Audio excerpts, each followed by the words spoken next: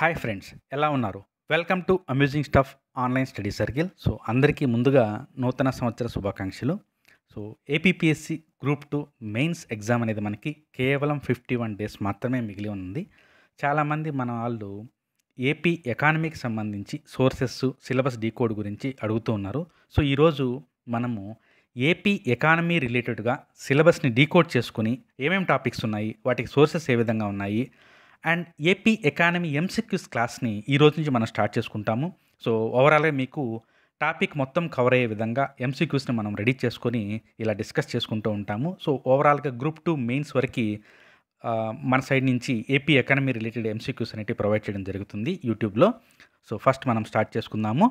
ముందుగా సిలబస్ని కానీ మనం గమనించినట్లయితే ఓవరాల్గా ఏపీ ఎకానమీ అంటే ఏపీ వ్యవస్థ, ఆర్థిక వ్యవస్థ ఏ విధంగా ఉందని చెప్పి రంగాల వారీగా వ్యవసాయ రంగము, పారిశ్రామిక రంగము, సేవా రంగము, వాటి యొక్క ఉపరంగాల వృద్ధి, వాటి గురించి మెన్షన్ చేశాడు మొత్తంగా స్థూలంగా కానీ చూస్తే. యాజ్ ఈజ్ సిలబస్ని మీరు కానీ గమనించినట్లయితే ఏదైతే హైలైట్ చేస్తున్నారో ఇదంతా కూడా మనకి బడ్జెట్ రిలేటెడ్గా, ఎకనామిక్ సర్వే రిలేటెడ్గా ఉంటుంది. ఓవరాల్గా పార్ట్ 1 ఏదైతే మనం సిలబస్లో ఏపీ ఎకానమీ ఉందో దాంట్లో మెజారిటీ యూనిట్ 1గా కానీ తీసుకుంటే మెజారిటీ వచ్చేసి deals with economy survey and budget and schemes రిలేటెడ్గా ఉంటుంది, సరిపోతుంది. ఇక్కడ కానీ చూసినట్లయితే ఏపీ ఆర్థిక వ్యవస్థ నిర్మాణము, జిఎస్టిబి అండ్ జీవీఏ సంబంధించి ఉంది. అండ్ దీని తర్వాత వ్యవసాయము, దాని యొక్క అనుబంధ రంగాలు, దాంట్లో ఏ విధంగా అయితే భూ కమ్మతాలు కావచ్చు, దాంట్లో కొత్తగా మనకి వ్యవసాయ రంగానికి సంబంధించినటువంటి కార్యక్రమాలు కావచ్చు, అంతేకాకుండా ఈ కొత్తగా వచ్చినటువంటి కూటమి ప్రభుత్వం తీసుకొచ్చినటువంటి పథకాలు ఏదైతే సూపర్ 6 అని చెప్పి పిలుస్తున్నామో వాటి రిలేటెడ్గా అగ్రికల్చర్లో కానీ, పారిశ్రామిక రంగంలో కానీ, సేవా రంగంలో కానీ ఏమున్నాయి అనేది చూడాలి. దీని తర్వాత మనకి మోస్ట్ ఇంపార్టెంట్గా కనిపిస్తుండే వచ్చేసి పారిశ్రామిక రంగం. అనేక రకాల పాలసీలు అనేవి రావడం జరిగింది. డ్రోన్ పాలసీ అని చెప్పి, ఐటీ పాలసీ అని చెప్పి రకరకాల పాలసీలు ఎంఎస్ఎంఈ రంగానికి, సింగిల్ విండోకి సంబంధించి క్లియర్గా ఇచ్చున్నారు. ప్రతి టాపిక్ని మనం టచ్ చేయాలి. వీటిలో సింగిల్ విండో కావచ్చు, లేదా ఇండస్ట్రియల్ ఇన్సెంటివ్స్ అంటే ప్రోత్సాహకాలు ఏమనేటివి వస్తున్నాయి, కొత్తగా ఎలాంటి వాటితో ఎంఓఈలు కుదుర్చుకున్నారు, వీటన్నిటిని కూడా మనము డిస్కస్ చేసుకుంటే సరిపోతుంది. అంతేకాకుండా ఇటీవల కాలంలో ఆంధ్రప్రదేశ్ ప్రభుత్వము కొన్ని పారిశ్రామిక విధానాలు, ఐటీ విధానం కావచ్చు, ఎలక్ట్రిక్ విధానం కావచ్చు, డ్రోన్ విధానం కావచ్చు, డేటా సెంటర్ విధానం కావచ్చు, ఇవన్నీ కూడా వచ్చున్న సందర్భంలో వాటి గురించి కూలంకషంగా కొంచెం చదువుకుంటే సరిపోతుంది. ఓవరాల్గా ఈ 3 టాపిక్స్ అనేటివి ఉన్నాయి. ఇప్పుడు మనము దీన్ని లేట్ చేయకుండా డీకోడ్ చేద్దాము. అసలు ఎలా ఉన్నాయి, వీటిని ఎలా తీసుకొని డివైడ్ చేసుకోవాలనేది కానీ చూసుకుంటే సరిపోతుంది. ఫస్ట్ మనకి ఆంధ్రప్రదేశ్ ఆర్థిక వ్యవస్థ నిర్మాణం అని చెప్పి ఇచ్చారు. అంటే ఆర్థిక వ్యవస్థ నిర్మాణం అంటే ఎప్పటి నుంచి తీసుకోవాలంటే ఆంధ్రప్రదేశ్ రాష్ట్రం ఏర్పడినప్పటి నుంచి కూడా ఆర్థిక వ్యవస్థ ఏ విధంగా పురోగతి చెందిందనేది మనం చూస్తే సరిపోతుంది. అంటే ఫర్ ఎగ్జాంపుల్ మనకి 1956లో యునైటెడ్ ఏపీ అనేది రావడం జరిగింది. అప్పటి నుంచి అంటే ప్రణాళికలు మొదలైనాయి కాబట్టి అప్పటి నుంచి ఆంధ్రప్రదేశ్ ఆర్థిక వ్యవస్థ పరిస్థితి ఏ విధంగా ఉంది, ప్రణాళిక సమయంలో ఆంధ్రప్రదేశ్కి కేటాయింపులు, ప్రణాళిక కాలంలో ఆంధ్రప్రదేశ్లో ఏర్పడేటువంటి సంస్థలు, పథకాలు, ప్రాజెక్టులు, వీటన్నిటిని కూడా చూస్తే సరిపోతుంది. అంతేకాకుండా మీరు గమనించినట్లయితే లాస్ట్ టైము ఏపీ మీద భూ సంస్కరణల మీద కూడా బిట్ రావడం జరిగింది.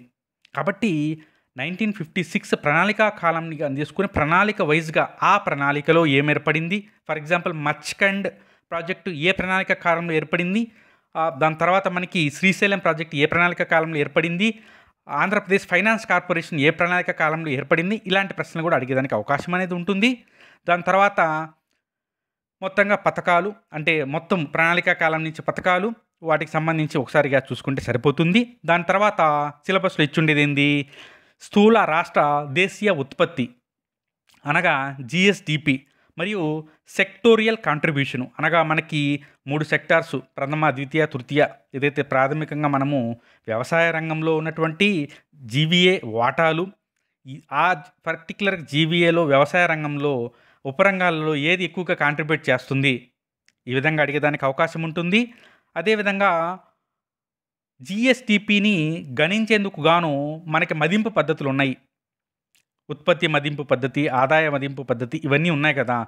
దాంట్లో ఏ రంగాల్ని ఏ పద్ధతితో మదిస్తారు, ఉదాహరణకి గనుల రంగము ఏ మదింపు పద్ధతిలో ఉపయోగిస్తారని అడగచ్చు, లేదంటే ఉత్పత్తి మదింపు పద్ధతుల్లో లెక్కించని రంగాన్ని కనుక్కోండి అని చెప్పి ఈ విధంగా అడగవచ్చు. కాబట్టి ఆ ఉత్పత్తి మదింపులు, ఆ మదింపు రంగాల పద్ధతులన్నీ కూడా చూసుకుంటే సరిపోతుంది. తర్వాత రంగాల వారీగా వృద్ధి అనగా రంగాల వారీగా అంటే ఇప్పుడు వ్యవసాయం తీసుకున్నట్లయితే వ్యవసాయం ఉపరంగాలు ముఖ్యంగా ఈ పాడి పరిశ్రమ కావచ్చు, మత్స్య పరిశ్రమ కావచ్చు, అటవీ కావచ్చు, వీటిల్లో టాప్ 1 ఏది? ఎక్కువగా మా ఆంధ్రప్రదేశ్‌కి అయితే మత్స్యరంగం అనేది టాప్ 1లో ఉంది. అందరికీ కూడా బాగా తెలిసింది. ఈ రీసెంట్‌గా వాటి గురించి మనం చూస్తున్నాం కాబట్టి.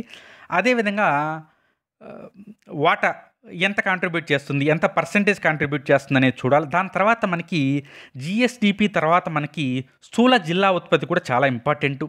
మనకి అందుబాటులో ఉన్నటువంటి పరిస్థితుల్లో ఆహ్, ఏ జిల్లా ఏ స్థానంలో ఉంది? జీఎస్‌డిపి పరంగా ఏ జిల్లా ఏ స్థానంలో ఉంది? అంతేకాకుండా వృద్ధి రేట్ల గురించి మనం మాట్లాడుకునేటప్పుడు ప్రస్తుత ధరలు అడుగుతున్నారా? స్థిర ధరలు అడుగుతున్నారా? జీఎస్‌డిపియా? జీవీఏనా? ఇవన్నీ కూడా చూసుకోండి. అంతా డేటా సింపుల్‌గానే ఉంటుంది. యూనిట్ 1 అయితే సింపుల్‌గా ఉంటుంది. ఎక్కువగా డేటా రిలేటెడ్‌గా ఉంటుంది. అంతా కూడా మీకు ఈ గణాంకాల మీద ఎక్కువగా అడిగేదానికి అవకాశం ఉంది. ఇదొచ్చేసి దీనికి సంబంధించింది. దాని తర్వాత వీటన్నిటికి కూడా మనము సర్వే మీద ఎక్కువగా డిపెండ్ అవ్వాలి. తర్వాత ఆంధ్రప్రదేశ్ తలసరి ఆదాయము ప్రస్తుతము స్థిర ధరల వద్ద పీసీఏ ఏ విధంగా ఉంది? జిల్లాల వారీగా ఏ విధంగా ఉంది? అంతేకాకుండా బాగా గుర్తుపెట్టుకోండి, మనము స్టేట్‌కి సంబంధించి జీఎస్‌డిపి గానీ, లేదంటే సెక్టోరియల్ గ్రోత్ రేట్లు గానీ చూసేటప్పుడు డెఫినిట్‌గా భారతదేశం జీడీపీ రెండిటిని కంపేర్ చేసుకోండి. బాగా మీకు 2 కూడా కవర్ అయిపోతాయన్నమాట. అక్కడ ఏదైతే మీరు కేంద్రానికి సంబంధించి మీరు చదువుతుంటారో, అదే టైంలో స్టేట్‌ది గుర్తు చేసుకోండి. అదేవిధంగా స్టేట్ చదువుతున్నప్పుడు సెంట్రల్ గుర్తు చేసుకోండి. ఎక్కువ రివిజన్ అయ్యేదానికి అవకాశం ఉంటుంది. ఇంక నెక్స్ట్ ఆంధ్రప్రదేశ్ రాష్ట్ర ఆదాయం అంటే ఇంక మీకు తెలిసిందే. మొత్తం మనకి పన్ను ఆదాయంలో పన్నేతర ఆదాయము కేంద్రం నుంచి వచ్చేది మన పన్నుల వాటా వీటన్నిటిని కూడా కొంచెము డైనమిక్‌గా ఉంటుంది.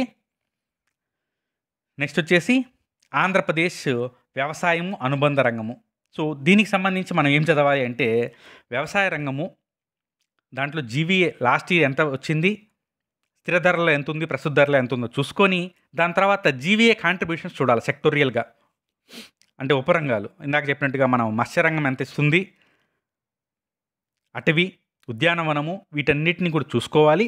అంతేకాకుండా ఇటీవలి బడ్జెట్‌లో దానికి సంబంధించి ఏమేమి అప్డేట్స్ వచ్చినాయో చూసుకోవాలి. ఫర్ ఎగ్జాంపుల్ మనకి వ్యవసాయ బడ్జెట్ అనేది ఈ సంవత్సరం కొత్తగా తీసుకురావడం జరిగింది. ఆల్రెడీ ఉన్నది.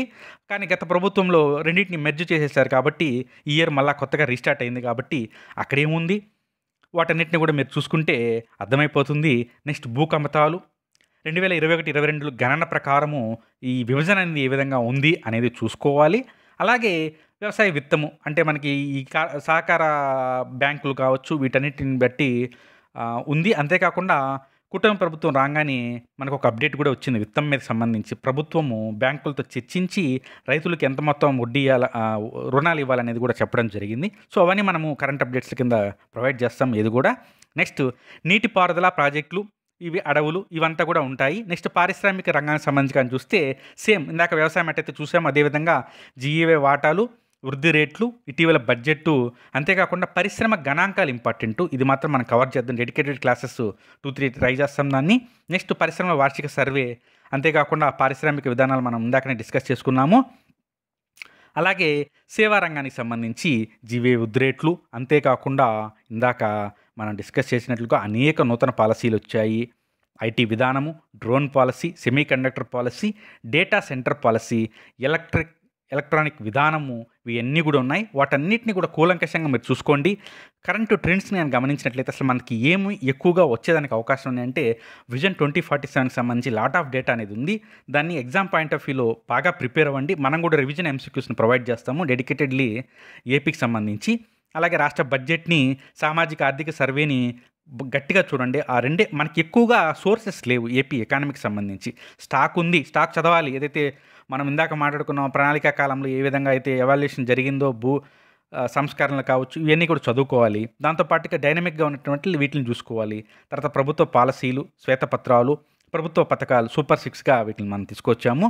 ఇవి వచ్చేసి మనకి మెయిన్గా ఉన్నాయి. సో, ఫర్దర్గా వచ్చేసి మనం ఇప్పుడు ఎంసీక్యూస్ని డిస్కస్ చేద్దాం. వెళ్ళే ముందుగా మన యొక్క amusing stuff APPSC group 2 mains test series అనేది ఆల్మోస్ట్ 75-80% కంప్లీట్ అయిపోయింది.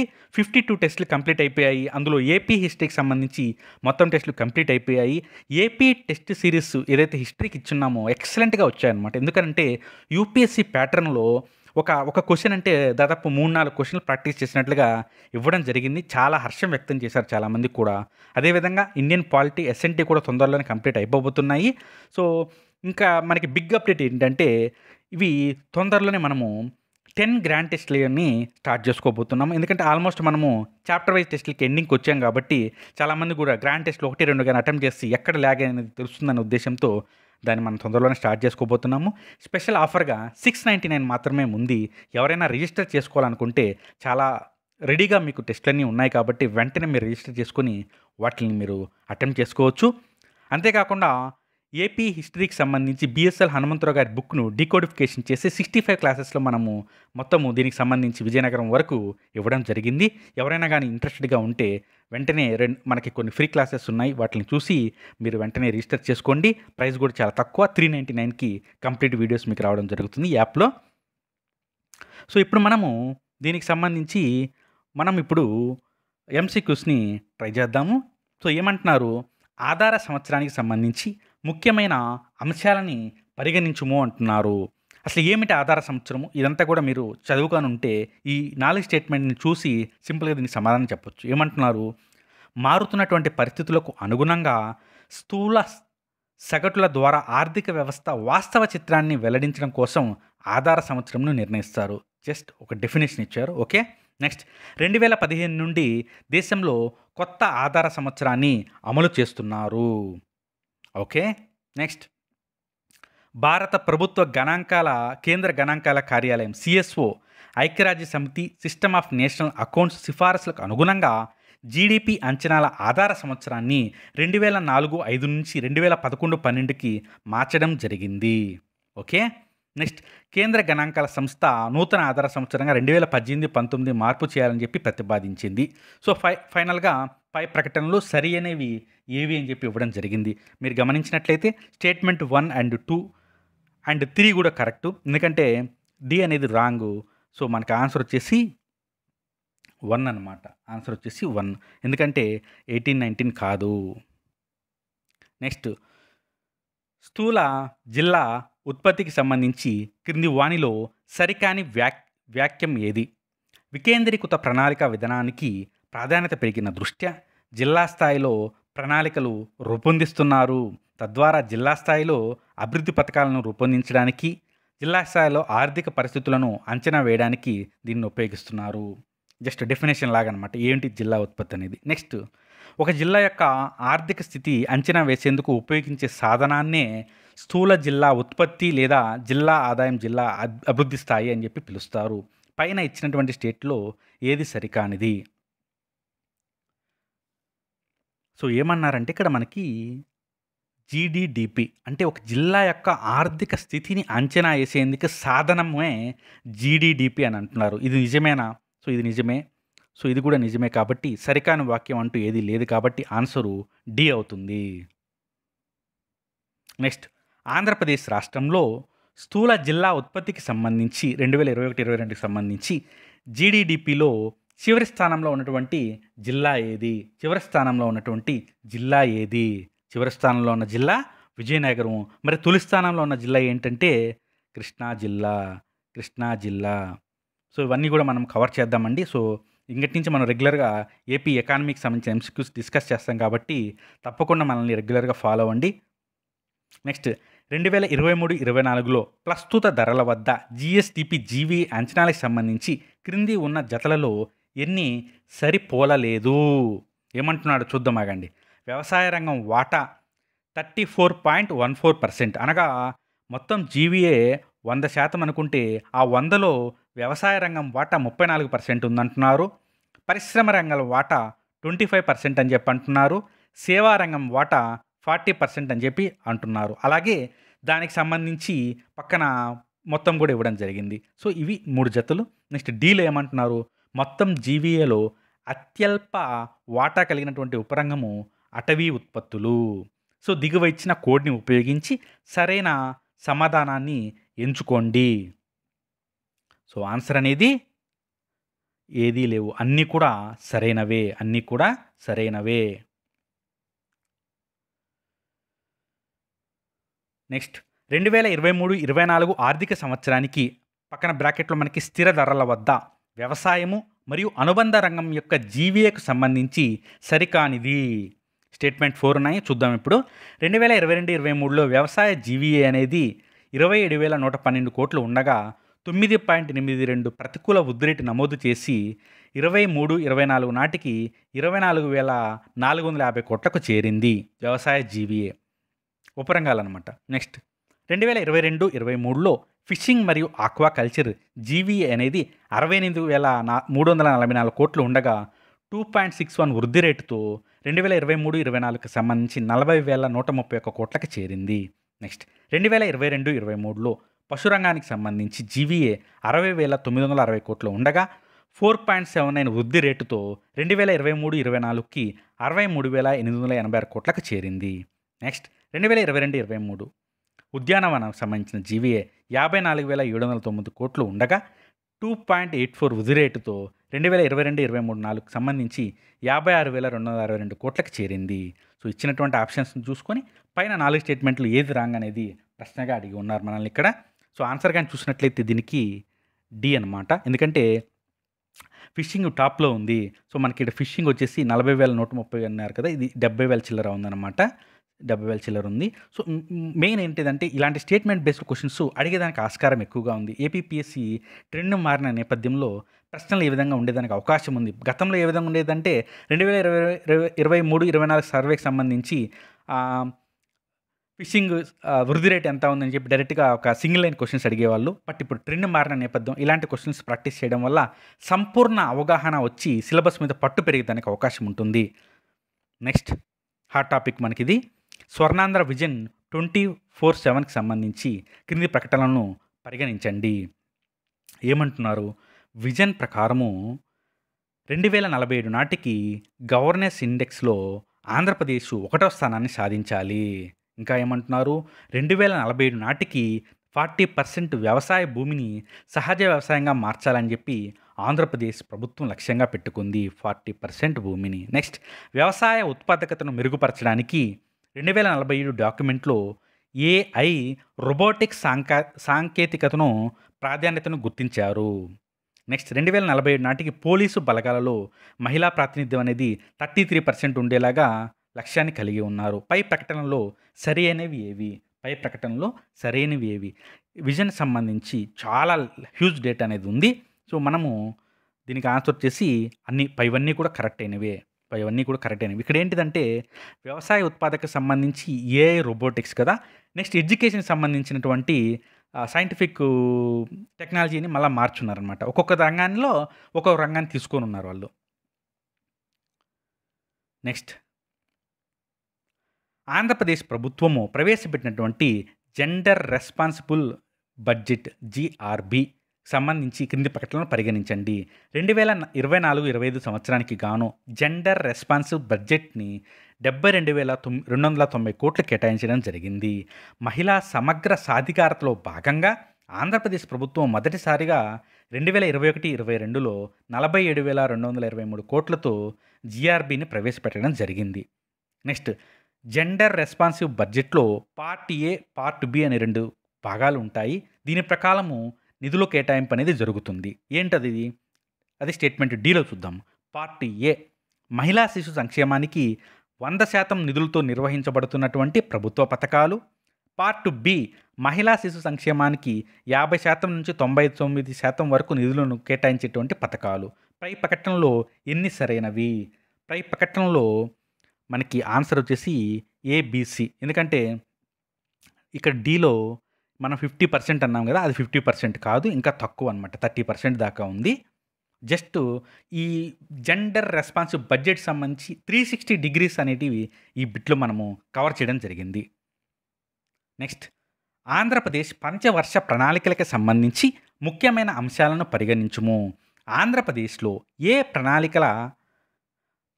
వార్షిక ప్రణాళిక కాలంలో గొట్టవ బావుల పథకాన్ని ప్రవేశపెట్టారు? ఏ ప్రణాళిక కాలంలో? ఇక్కడ ప్రింట్ మిస్టేక్ వచ్చింది మనకి.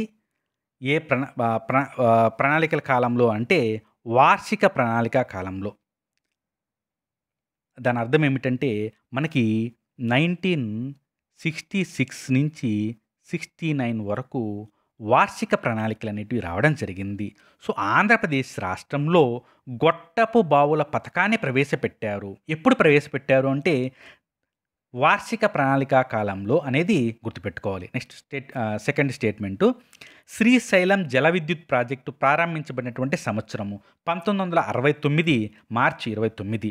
నెక్స్ట్ వార్షిక ప్రణాళికల కాలంలో ఆంధ్రప్రదేశ్లో అధిక దిగుబడి వంగడాల కార్యక్రమాన్ని ప్రారంభించడం జరిగింది. నెక్స్ట్ 4వ పంచవార్షిక ప్రణాళిక యొక్క కాలము 1970 నుంచి 75. పై ప్రకటనలో సరైనవి ఏవి అనేది కనుగొనండి. ఆన్సరు మీ అందరికీ అర్థమైపోయి ఉంటుంది. ABC statement 1 correct.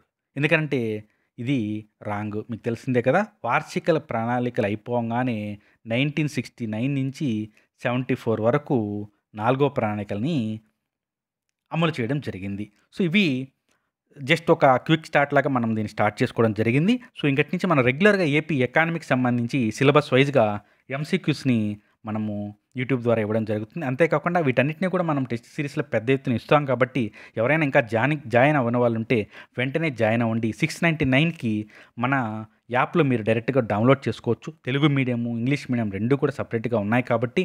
అలాగే ఎవరైనా కానీ బిఎస్ఎల్ హనుమంతరావు గారి బుక్ డీకోడిఫికేషన్కి సంబంధించి తీసుకోవాలనుకున్నా కానీ మంచి ఆఫర్ అనేది నడుస్తుంది కాబట్టి వెంటనే జాయిన్ అవ్వండి. ఒక్క 1 అవర్ కూడా వేస్ట్ అవ్వకుండా నెక్స్ట్ 50 డేస్ని టార్గెట్గా పెట్టుకుని బాగా ప్రిపేర్ అవ్వండి. హై కాంపిటీషన్ అనేది ఉంది కాబట్టి అదే స్థాయిలో ప్రిపేర్ అయితే తప్పకుండా మీ యొక్క కష్టానికి తగ్గ జాబ్ అనేది వస్తుంది. So, thank you.